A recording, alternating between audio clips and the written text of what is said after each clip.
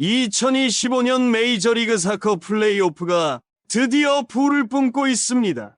그 중심에는 단연 미국 무대에서 다시 한번 자신의 이름을 각인시키고 있는 남자 손흥민이 있습니다. LAFC의 등번호 7번, 그리고 대한민국의 자존심. 그는 이제 단순히 한 명의 유럽파 스타가 아닌 미국 축구 전체를 뒤흔드는 존재가 되었습니다. 이번 오스틴 FC와의 플레이오프 8강전은 단순한 경기 이상의 의미를 지녔습니다. 정규 시즌의 기록이 아닌 진짜 왕좌를 가리는 무대. 이곳에서 손흥민은 또다시 놀라운 집중력과 폭발적인 에너지를 보여주며 경기를 지배했습니다. 드리블 한 번, 패스 한 번, 슈팅 한 번이 경기의 흐름을 바꾸는 순간이었고 그 모든 장면에는 손흥민이 있었습니다. LAFC 팬들은 경기 내내 함성과 환호로 응답했고 미국 언론들 또한 그는 이미 MLS의 중심이다라며 찬사를 아끼지 않았습니다. 그러나 화려한 스포트라이트 뒤에는 끝없이 쏟아지는 압박과 거친 견제가 있었고 손흥민은 그 모든 걸 정면으로 이겨내며 진정한 리더의 품격을 보여주었습니다. 오늘의 손흥민은 단순한 공격수가 아니었다. 그는 LAFC의 심장이자 MLS 전체를 흔드는 파워였다. 이 표현이야말로 이날 경기를 완벽히 설명하는 말일 것입니다. 손흥민 선수의 LAFC와 오스틴 FC 간의 2025 메이저리그 사커 플레이오프 서부 컨퍼런스 8강전 경기가 있었습니다. 이번 경기는 메이저리그 사커 정규리그가 아닌 플레이오프 경기로서 미국 리그 시스템의 가장 큰 특징이라고 볼 수 있는데 메이저리그 사커는 정규리그 우승도 서포터스 실드 서포터 실드라고 해서 우승 트로피를 부여하긴 하지만 정규리그 우승임에도 불구하고 다소 낮은 위상을 가지고 있고 미국에서는 정규리그보다 포스트 시즌인 메이저리그 사커컵 우승이 보다 더 높은 위상을 가진 트로피입니다. 메이저리그 사커컵은 동부와 서부 각각 8개 팀씩 총 16개 팀이 16강 토너먼트를 통해 우승 트로피를 놓고 도전하게 되는데 이번 경기는 서부 컨퍼런스 8강전이자 전체로 봤을 때는 16강전 경기라고 보시면 되겠습니다. 그리고 특이하게도 메이저리그 사커 플레이오프 컨퍼런스 8강전은 3판 2선승제로 진행되고 이미 1차전 경기에서 승리를 거둔 LAFC 입장에서는 이번 경기에서 이기면 2승 0패로 8강 진출이 확정되지만 패할 경우 1승 1패로 3차전을 준비해야 하기 때문에 8강 진출을 확정짓기 위해 반드시 승리가 필요한 경기라고 할 수 있었습니다. 아무튼 이번 경기에서 LAFC가 상대한 오스틴 FC는 이번 시즌 메이저리그 사커에서 13승 8무 13패로 리그 6위를 차지한 LAFC보다는 다소 낮은 전력을 지닌 팀으로서 LAFC는 이번 시즌 오스틴 FC와의 두 번의 리그 맞대결에서 모두 0대0으로 패배를 당하며 상대 전적상 열세를 가지고 있는 팀이긴 했지만 사실 그 두 경기는 손흥민 선수가 없을 때 당했던 패배였고 손흥민 선수가 가세한 LAFC는 오스틴 FC에게 지난주 승리를 거뒀었기 때문에 손흥민, 드니 부앙가 선수가 이끄는 LAFC에게는 충분히 우세를 점할 수 있는 경기였습니다.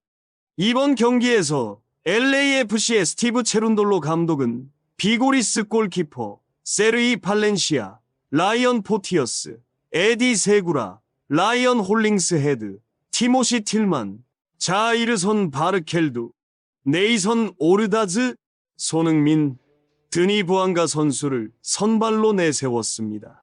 LAFC는 1차전 승리를 거둔 상황인데다 이번 경기가 원정 경기이기 때문에 1차전보다는 다소 수비적인 라인업을 꺼내들며 경기에 나섰고 손흥민 선수 또한 이번 경기에서 당연히 에이스인 드니 부앙가 선수와 함께 공격 조합을 구성했습니다. 이번 경기에서도 4-3 포메이션의 센터 포워드 자리에서 직접 득점을 노리는 역할을 부여받았습니다. 오스틴 FC는 1차전에서 LAFC에게 패했음에도 불구하고 거의 동일한 라인업으로 나왔는데요. 이번 경기에서 LAFC는 오스틴 FC를 상대로 확실히 원정 경기라는 점과 1승을 거둔 상태에서 치르는 경기인 만큼 1차전보다는 다소 보수적으로 경기를 운영하며 수비적인 베이스에 중점을 두었습니다. 반대로 오스틴 FC 입장에서는 반드시 승리가 필요한 상황이었기 때문에 완전히 내려앉았던 1차전과는 달리 상당히 공격적으로 전방 압박을 시도하는 등 QE 스타디움에서 열린 1차전과는 경기 양상이 완전히 달랐습니다. 하지만 오스틴 FC는 주축 공격수인 부카리 선수가 부상으로 빠지는 등 공격에 대한 의지를 보였음에도 불구하고 퀄리티 자체는 상당히 낮아져 있었고 전방에서 계속해서 볼 소유권을 잃는 모습을 보이면서 결국 LAFC가 오스틴 FC보다 훨씬 더 많은 볼 점유율을 가져가는 양상으로 경기가 전개되었습니다.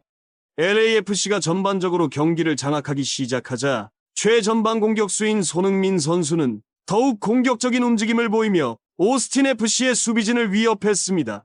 손흥민 선수는 오스틴 FC의 스투버 골키퍼에게까지 전방 압박을 가하면서 상대가 빌드업을 전개하기 어렵게 만들었고 전반 13분에는 압박 후 역습 상황에서 우측면에 있던 오르다즈 선수에게 환상적인 킬패스로 찬스를 만들어내는 등 1차전에서도 수많은 찬스를 만들어냈던 손흥민 선수는 이번 경기에서도 위협적인 패스로 팀 공격의 핵심 역할을 했습니다. 하지만 손흥민 선수는 전반 15분 상대 수비 2명에게 둘러싸인 위험 지역에서 턴오버를 범하는 등 이번 경기에서도 상대의 거친 견제를 받으며 힘든 경기를 했습니다. 손흥민 선수의 턴오버로 인해 오스틴 FC에게 위협적인 역습 찬스를 내주는 장면도 있었지만 결국 이번 경기의 흐름을 바꿔버린 것은 손흥민 선수였습니다. 손흥민 선수는 전반 21분 역습 상황에서 부앙가 선수에게 패스를 받아 왼쪽 측면으로 돌파했습니다. 이어 자신의 전매 특허인 스텝 오버 후 왼발 슈팅으로 골문 구석을 갈라버렸고 손흥민 선수는 이번 시즌 메이저리그 사커 이적 후 LAFC에서의 14번째 골, 플레이오프에서는 첫 골을 터뜨리게 되었습니다. 정말 손흥민 선수의 이번 득점은 토트넘 시절부터 늘 보여주던 시그니처 장면과도 같았습니다. 손흥민 선수의 스텝오버 후 슈팅 패턴은 이미 전 세계가 알고 있지만 알고도 막을 수 없는 미친 퀄리티와 클래스를 보여주며 경기의 흐름이 막혀있던 상황에서 기습적인 골은 오스틴 FC에게 치명적인 결과로 돌아왔습니다. 사실 경기 양상 자체가 워낙 답답했기 때문에 LAFC 입장에서는 골이 터질 분위기가 아니었지만 손흥민 선수는 개인 능력으로 득점을 만들어내며 팀의 리드를 안겼습니다. 그리고 손흥민 선수는 여기서 그치지 않고 두 번째 골에 기점이 되며 경기의 쐐기를 박았는데요. 전반 24분 손흥민 선수는 순간적인 침투로 볼을 빼앗은 뒤 골키퍼를 제치는 움직임을 보여줬고 무리하지 않고 반대편에 있던 드니 부앙가 선수에게 패스를 내줬습니다. 드니 부앙가 선수는 침착하게 비어있는 골문으로 슈팅을 성공시키며 득점을 완성했고 손흥민 선수는 득점에 이어 어시스트까지 기록하며 2대0의 스코어를 만드는 최고의 활약을 선보였습니다. 정말 오스틴 FC 입장에서는 1차전에서도 손흥민 선수에게 패배했는데 이번 2차전에서도 그에게 완전히 유린당한 경기 내용이었습니다. 손흥민 선수는 LAFC로 이적한 뒤 그야말로 엄청난 활약과 함께 미친 행보를 이어가고 있습니다. 사실 메이저리그 사커라는 무대 자체가 축구 스타들이 만년기에 찾는 리그라는 인식이 강하기 때문에 손흥민 선수의 미국행은 전성기가 끝났다는 상징적인 의미로 해석되기도 했습니다. 하지만 손흥민 선수는 LAFC로 이적하자마자 이런 비판을 완벽히 뒤집으며 미친 활약으로 남다른 클래스를 보여주고 있습니다.